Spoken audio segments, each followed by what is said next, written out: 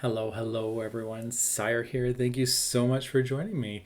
I am going to be creating a spring themed card and I'm going to be using some interesting products, but we'll get through this and it is going to be a fun little card to create. I have my petite prehistoric pals. I love these characters. There's something fun about just the simple designs. They can be cut into just regular cardstock. They can be cut into glitter, anything you want. You can cut them into backgrounds. The design team members have done amazing things with just this simple die. And you can even just cut these out as for a kid's birthday party on a table in different colors as almost like a table confetti.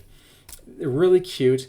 Or you can cut these out a couple times, maybe two or three, put them in between a toothpick, and now you have cupcake toppers. Cut them out of pattern paper. So many fun things. I will be using that. I'm going to be using my toaster card die for this spring card. And then now I have this. This was a free gift for a while ago. It is not available, but I wanted to bring in some Flowers from Trinity stamps. They do have two other dies. I think one's called Garden Flowers and the other one's called Wildflowers potentially. I'll link them in the description box below just so you have references, but just flowers. I'm just going to tie that in to make the card more spring. And I will be using many shades of green for this card. So I went through my stash. I found all these colors. I have two with patterns on them, like that little canvas style. Let's see if I'll tie those in, and then I have a little bit more on the bluer side. And I'm also going to bring in some pattern paper, but I won't know which pattern paper I'm going to use until I'm at that point. So we'll see it when we get there. So let's get started and create a nice, fun, spring-themed card.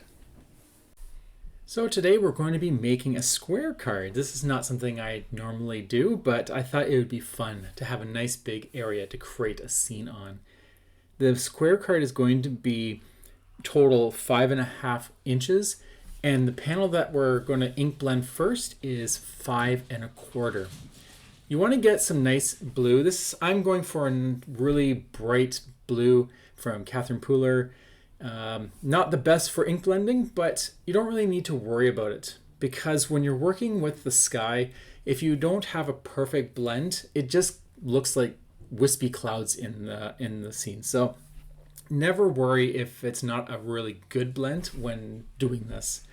I'm going to do my best that I can, but we'll see what we get. And we're going to just ink about 3/4 down. Most of it will be covered, but I just want to make sure that we don't have to go back later and fill it in. So there you go.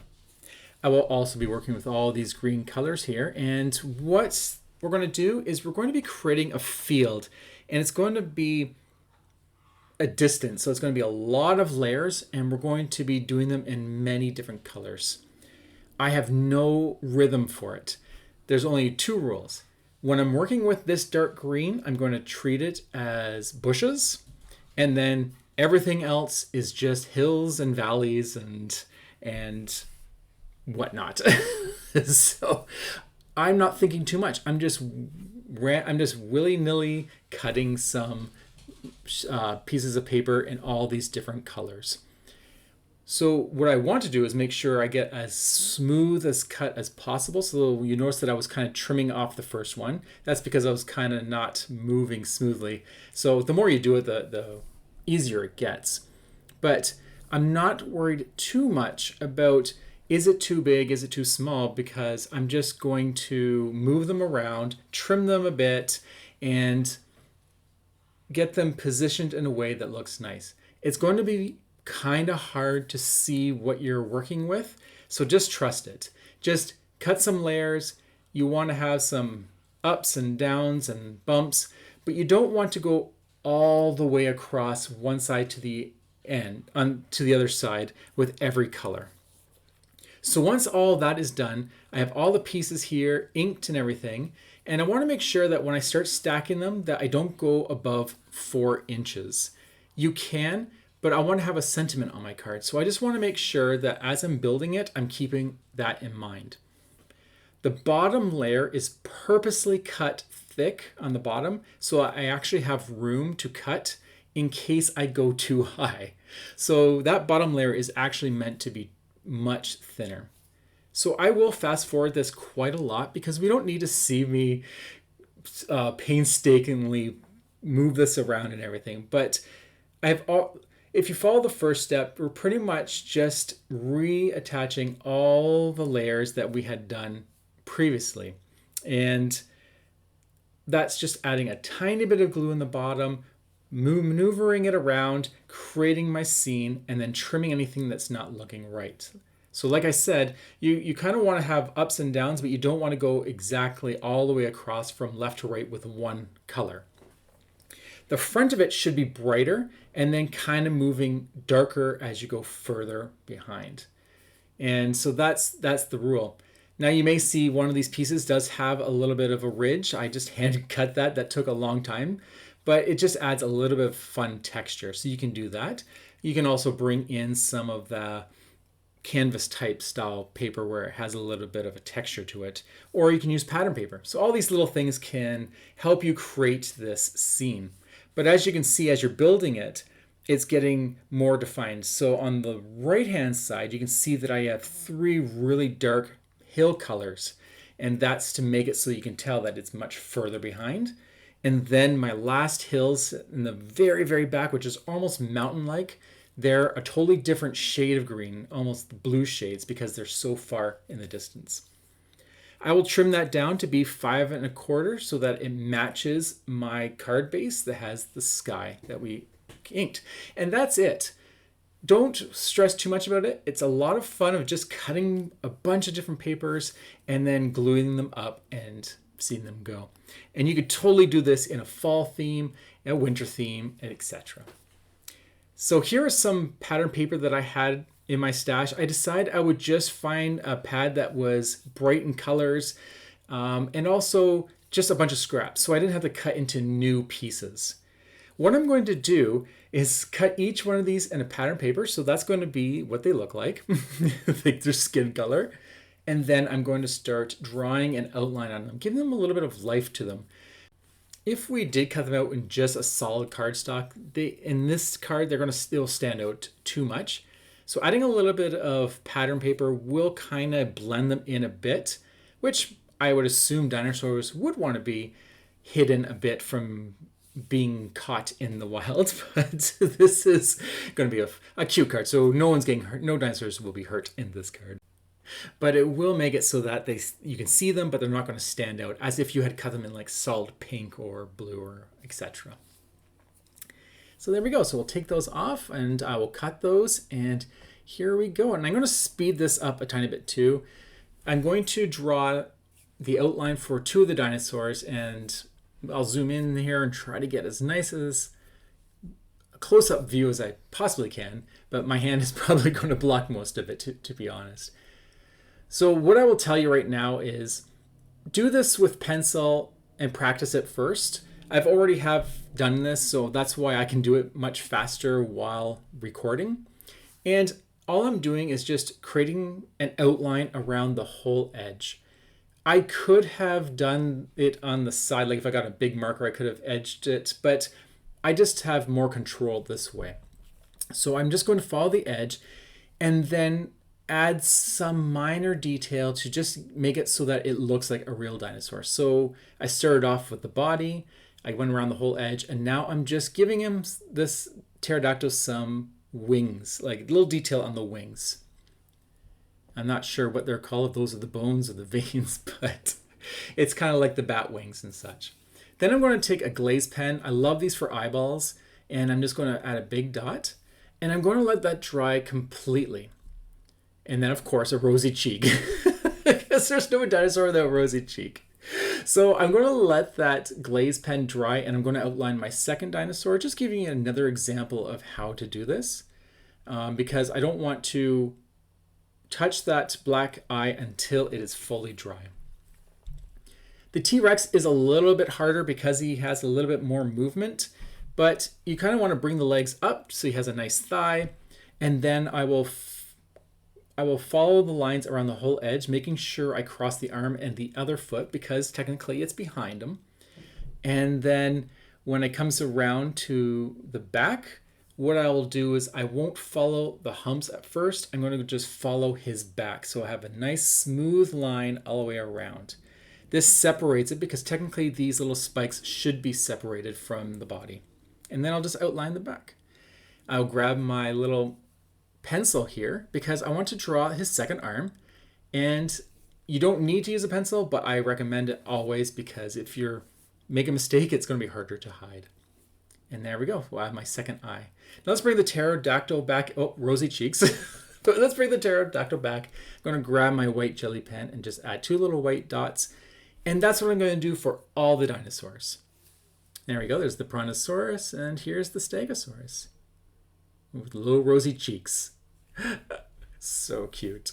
So here we go. Now it's time to start building the scene. And I will go a bit fast on this one just because it's a lot of steps, and I just want to show you how to get through this.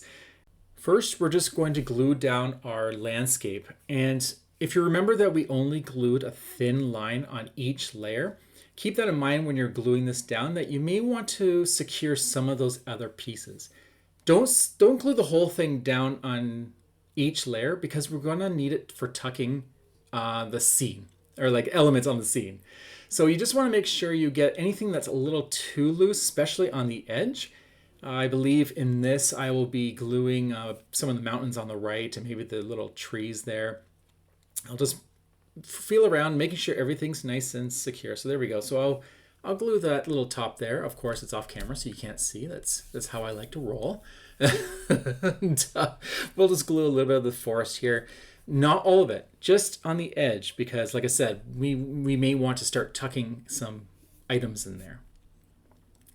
And then we'll just plop our dinosaurs. They need to go down first because when we put those down, I want to know exactly where everything is going to be laid out. So I'll just fiddle around with that, and that is perfect for me. I have a dinosaurs flying and walking. Now, let's bring in the toaster card. I love these little letters. They're just misshaped and fun. This is perfect for a kid's card, which is what I'm kind of creating, is a fun spring kids card. However, this is a big however. You're very limited to the number of letters that are available in this font. So I tried to figure out the best sentiment that I could come up with. And I'm just going to keep talking as I spell it out and see if you can figure it out without me saying it first. But this is the best one I can come up with the very limited letters that I had on hand. Thankfully, I had an exclamation mark and an apostrophe. So here we go. The sentiment I'm going to be using for this spring dinosaur themed card is "You're a roar." And I think that is so cute. I'm so glad that it worked out. And so I'll just glue all these letters on so that it is now in place, and then we can start building up this spring card. And this could be a birthday card too. You can totally put a birthday message inside this card. What I think would be kind of fun, and I wish I had more time to work on this, or I had thought of it first, is making this more interactive so things can move around and up and down and flip, because that would really make a fun birthday card for any child. So like I said, these flowers are the ones, they're retired. They were a free gift, but use any flowers you have, or you can find the ones that are on Trinity stamps. I will put in the description box below. But what I'm doing is I'm going to lay out all these flowers and really create this spring themed card, and I'm just going to overload it. I have small flowers and large flowers. I'm going to treat the large ones like big, huge plants that just are growing crazy because there's so much oxygen right in that. And they just got ginormous. I'm going to have big flowers on the bottom. I'm going to use the little pieces that are probably meant for layering, and I'm going to use them as like little ruffles in the mountain or in the hills. I had the tulip looking ones going on a border because I thought that was kind of fun. And so I am just having fun. When you get to this part, just take your time and have fun. I have sped this up 4 times because it took a long time to do this because I was having a lot of enjoyment of just playing with the different colors, moving them around, and just seeing how they look. And this is actually the second time doing it because before I recorded it, I wanted to have an idea of what I was going to do. So it was fun, and it does take a while. So just enjoy the process and slowly fill it out. And before you glue anything down, that's what I recommend. I'm not going to show you myself gluing it down because I don't need to double the time, but essentially this is how it's going to be, and I'll have it all glued down. And now let's put in our little dinosaurs here.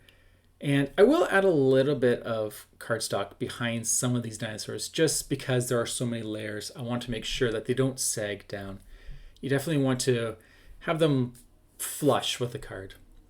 And what I use is just any cardstock scraps that I have on hand, and it's typically white. I'll just cut them in little pieces, glue them together, and then glue them behind the dinosaurs. So I put one behind the T-Rex. I'm going to put one behind the Stegosaurus. Just a subtle little piece. And you can tell that that Stegosaurus is now not glued to the back. It actually has a little bit of dimension. There's a little bit of spacing between the background and the foreground. So now let's just glue down all these little elements. We'll do the pterodactyl flying in the sky, and we'll finish off with these ginormous tree flowers. The last thing I'm going to do is bring in some of these emerald sparkle spots. These are new to the Trinity stamps line, and I felt that this was a great combo to add to the green, dark, bushy layers of my card so that I can add some sparkle, but not add another color or anything that will stand out too much. I'm going to glue these down in whatever way. Some are sparkly face up, some are the smooth side, and we'll just randomly do that. And that will finish off the card for the scene anyways. You'll notice that the background of this card has about 3 layers of haphazardly laid white cardstock. Like I mentioned, I have so much white cardstock scraps right now that instead of using foam tape, I'm just going to add them to the back of this card, and it's going to give it the subtlest lift from the card, which will make it so that it's not going to be too thick, but still give you that nice shadow around the whole card. It makes it so that it is almost a very polished look. It's like a piece of art, and I think this is. And there we go. This is the card that I want to share with you today. I think this is a great project that anyone, adults or kids, can have fun. Just cut out your layers, cut out your flowers, cut out your dinosaurs, and just play and build scenes and see what you can create. It is very relaxing, very fun, and like I said, you can choose any season of the year. So I do hope you enjoyed this. I had a lot of fun sharing it with you. And until the next time, have a fantastic day, and I'll talk to you all later. Take care.